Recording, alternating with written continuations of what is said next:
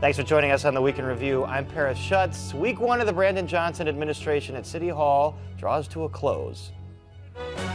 I'm talking about a revival in the city of Chicago, where the soul of Chicago comes alive. Sir, you are installed.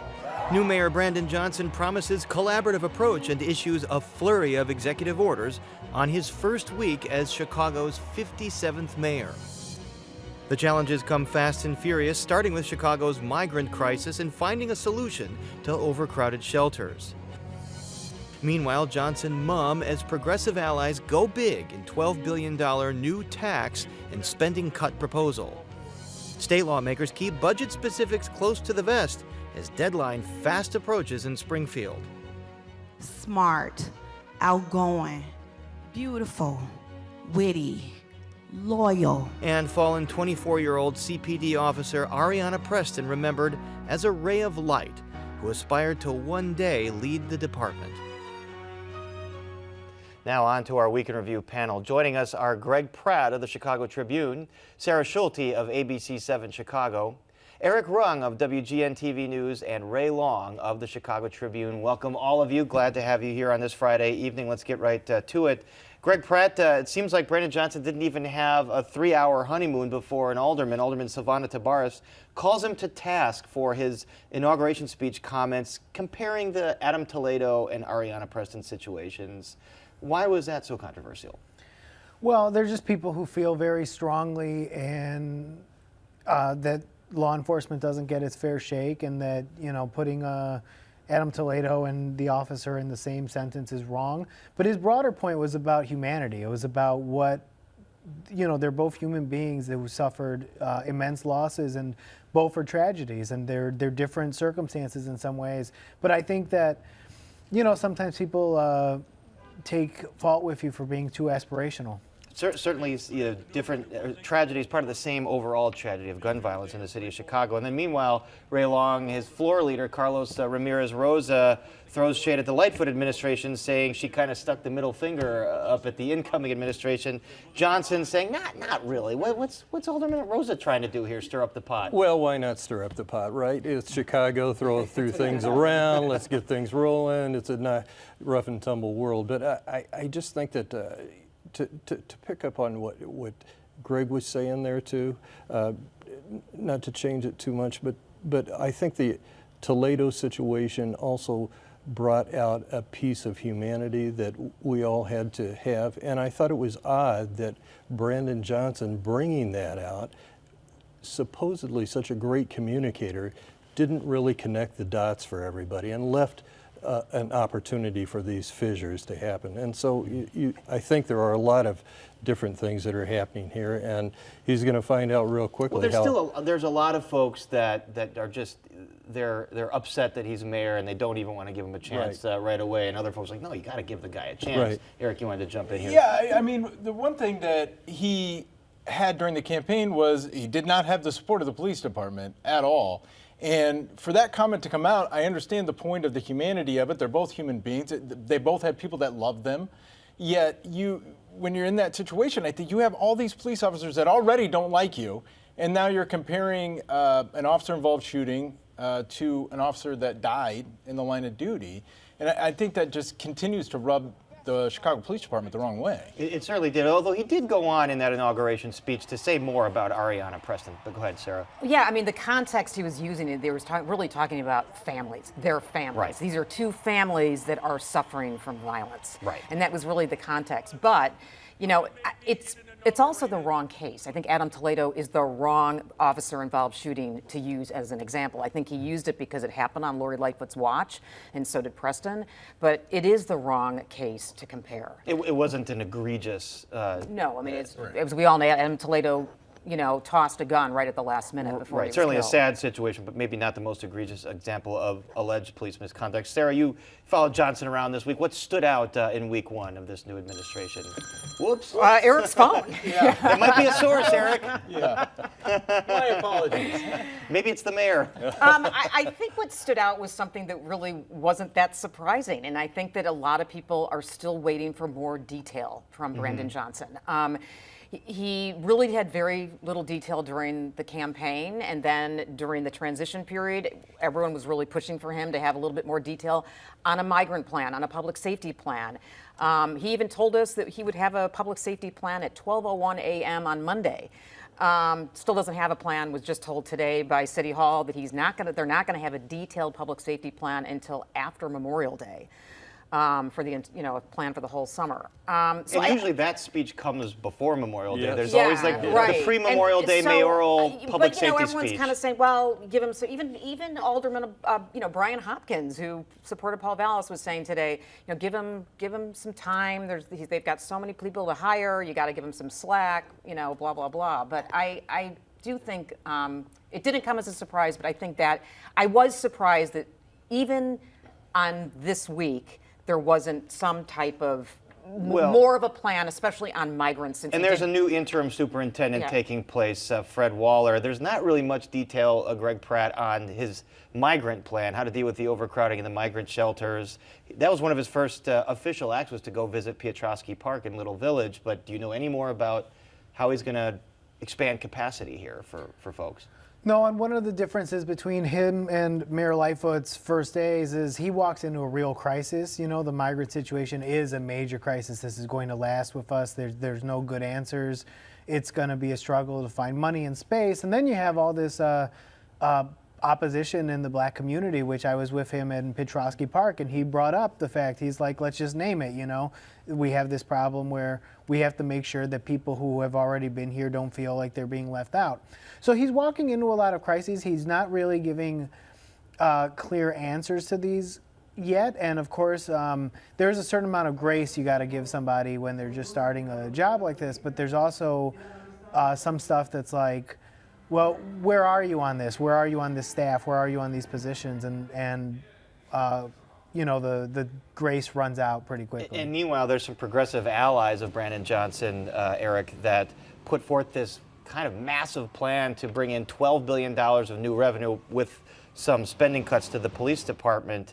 Who are these folks, and what are they trying to get here? Part of his transition team, which was interesting.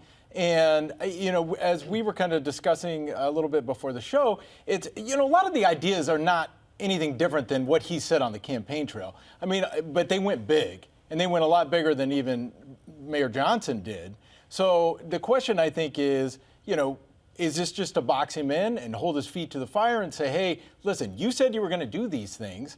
Now, I want you to do them, and now we're going to make you, at least take a look at them. Well, he had proposed $800 million in new revenue. They're proposing $12 billion. Yeah.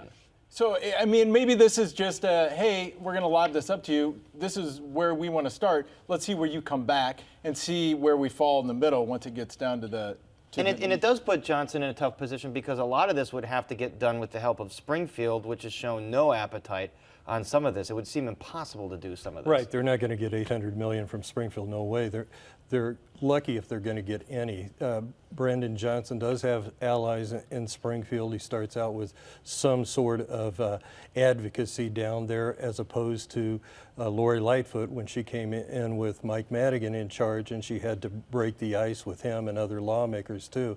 I do think that this is going to be a difficult push here to get more money out of Springfield, but I think that there is an openness still down there to try to help. It's also going to be a difficulty to get it pushed out of city council. You need 26 votes. Yeah. He doesn't have 26 votes to get a lot of this stuff. Was he caught off guard by this group pledging or trying to get $12 billion? Maybe a little bit, but the report was titled "First We Get the Money," which is a Scarface quote, and so it was an attempt by the group to be gangster. And you start off with really unrealistic stuff, and then you get more realistic stuff. Brandon can look more realistic if he comes back with a smaller plan now too, but there's no way he's going to go for the $12 billion. But they've already said they won't. They've completely dialed back. They said this is their plan, not our plan. He'd be a lame duck already if he accepted the $12 billion right now. It's just 5 days into office, and he's just kind of getting it from all angles right now. There was another kind of mini controversy, some might say tempest in a teapot.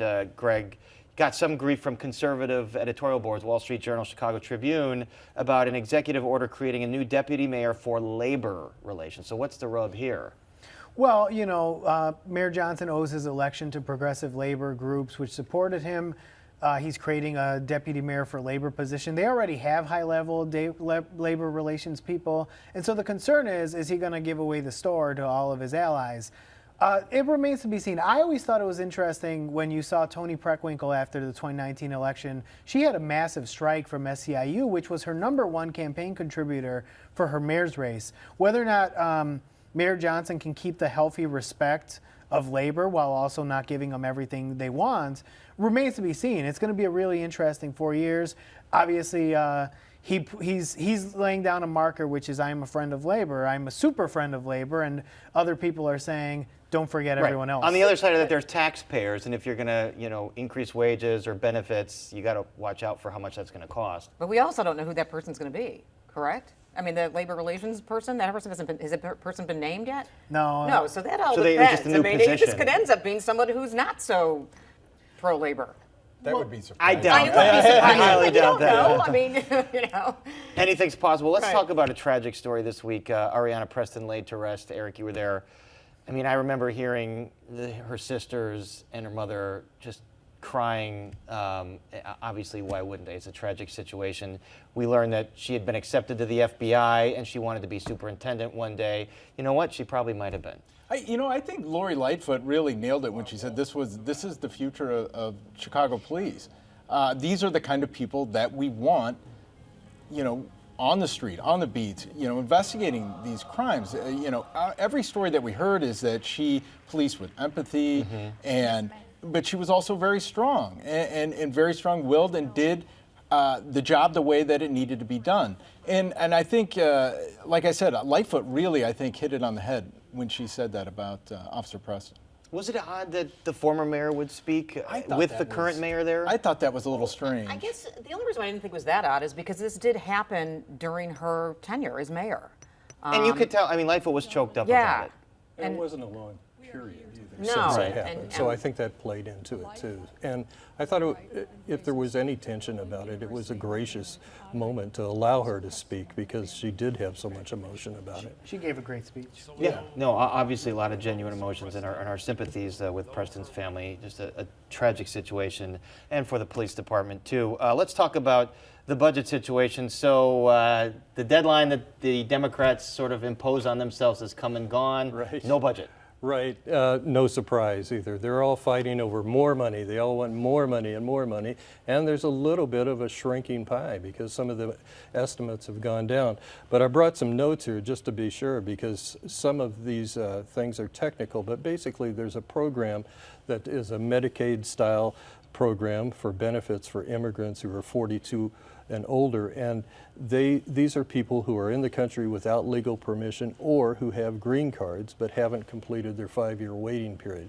Governor Pritzker thought this would be somewhere in the $220 million range. It's now estimates are up as high as $1.1 billion. A lot of people say, well, it can't be that much, but the fact is they've got a problem there on a ballooning cost of this program. And it's politically tough for them because if they say, well, no, we're not going to fund this, then Right. they will anger progressive or immigrant groups. But then if they say yes, where are they going to get the money? Right, exactly. And there are groups that are pushing to lower the age limit too so that more people would be eligible, which of course would increase the cost. At the same time, they're trying to push, Johnson administration is trying to push for more money, as we just referenced, to get help with the migrants who are coming in now. And you also had Pedro Martinez, the CPS CEO, and the CTU president, Stacey Davis Gates, together wanting more money for CPS. Are they going to get that wish fulfilled?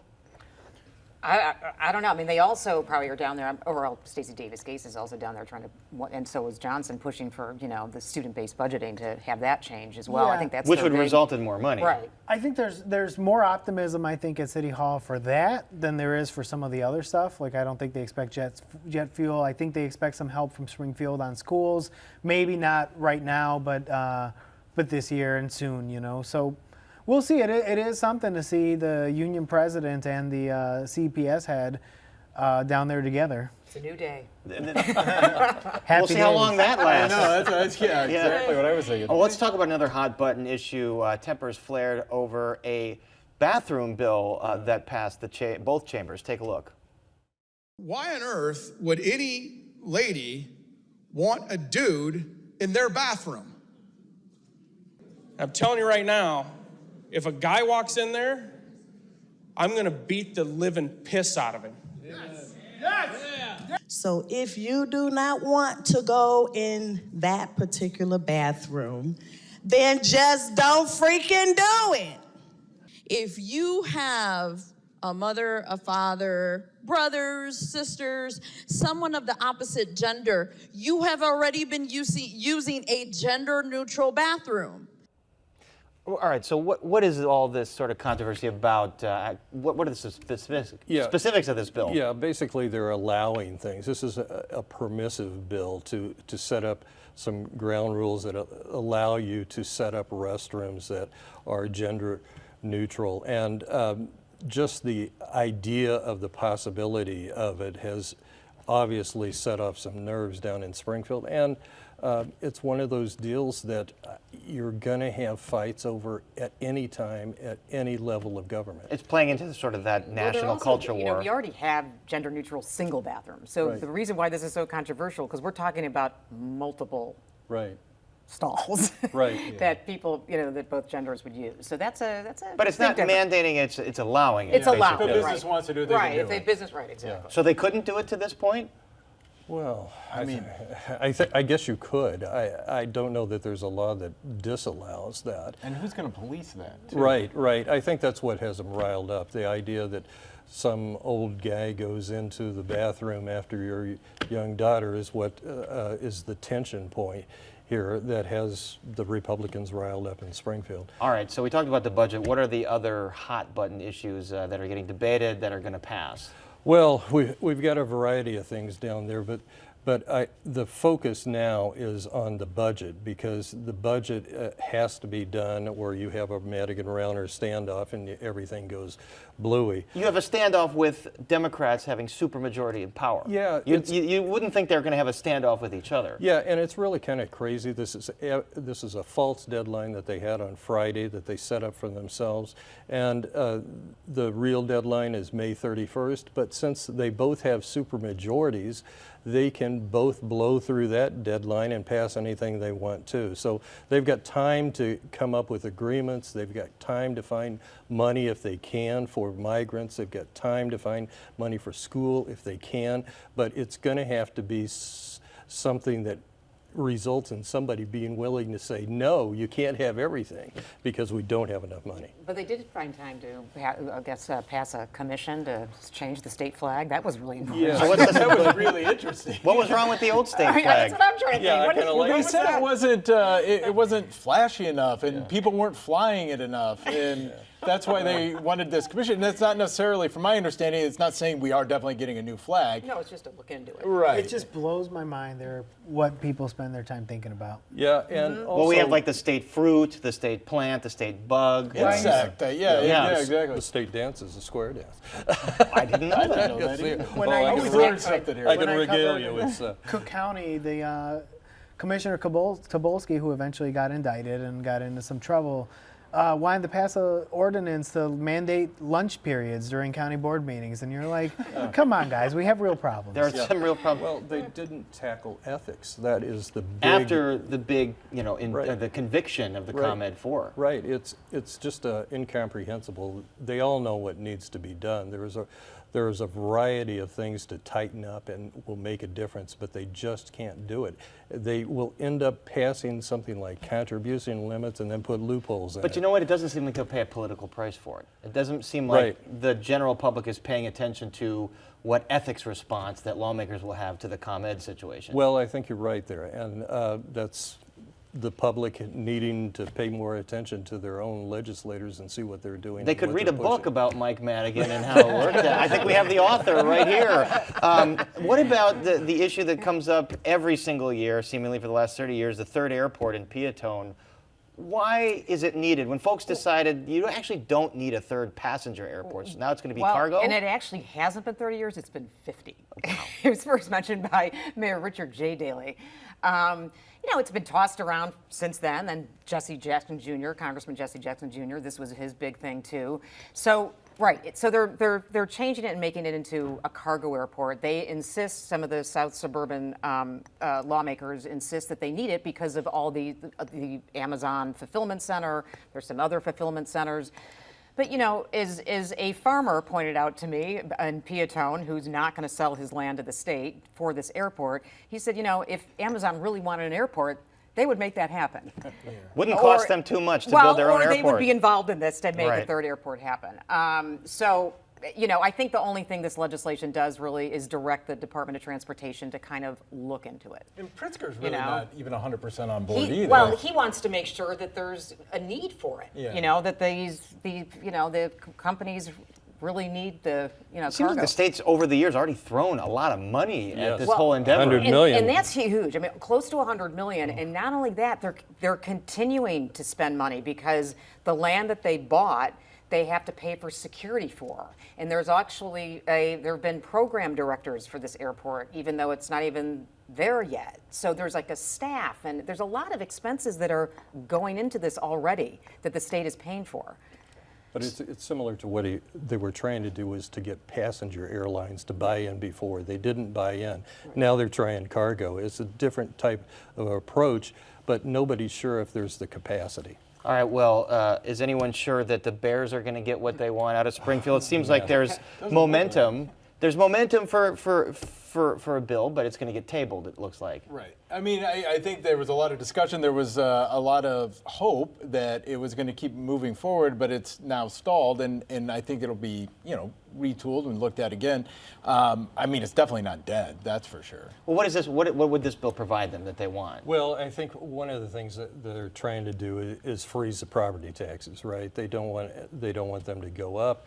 You know, that's one of the things that could be an easy giveaway by the state because it's not going to cost them. But then you have school money. districts there saying, Right. well, that's going to hurt us. Exactly. And then Marty Moylan, the lawmaker working it, is trying to spread out some of the wealth here. So maybe Chicago gets a little money from each ticket, maybe $3, maybe that's not enough, but to help pay off the debt on Soldier Field. I was down there when they did Soldier Field, and I thought, you know, this is the deal that they got. They got a lot of breaks then, and it still is not enough. Now they want more, and they want to leave the city.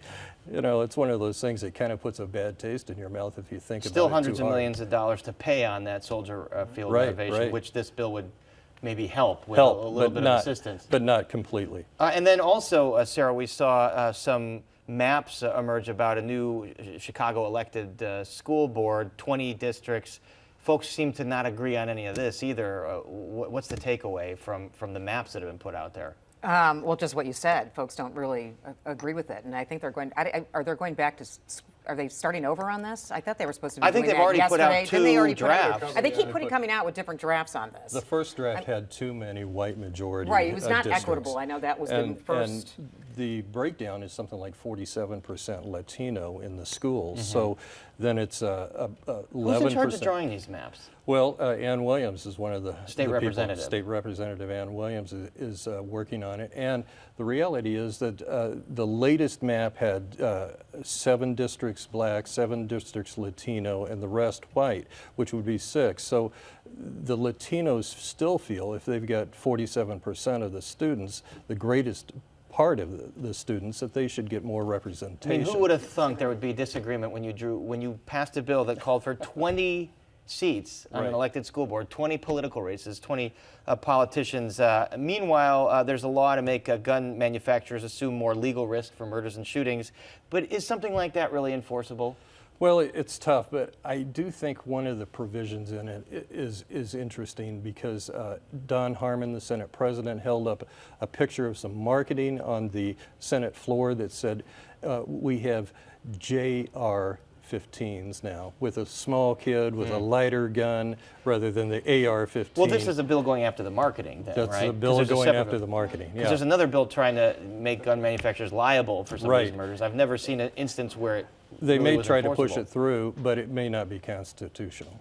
And then meanwhile, the Supreme Court is allowing the assault rifle ban to go forward as the cases work their way through the courts. Right.